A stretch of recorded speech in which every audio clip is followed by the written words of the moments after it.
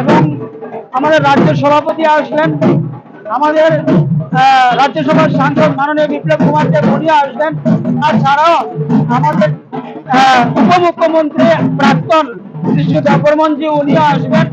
আমাদের অন্যান্য যারা এমএলএ গণ রয়েছেন সবাই এখানে উপস্থিত থাকবেন।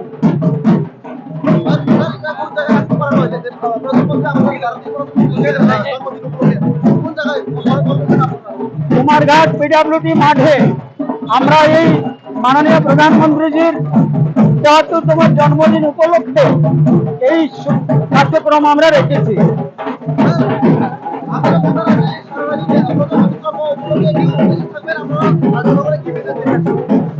আমরা এটাই বলতে চাই যে আজকে মাননীয় প্রধানমন্ত্রী নরেন্দ্র ভাই মোদীজি শুধুমাত্র ভারতবর্ষেরই নেতা নন, উনি গোটা বিশ্বের নেতা। আজকে ওনার জনপ্রিয়তা শুধুমাত্র ভারতবর্ষের মধ্যেই সীমাবদ্ধ নয়, গোটা বিশ্বের মধ্যে ওনার জনপ্রিয়তা গিয়েছে।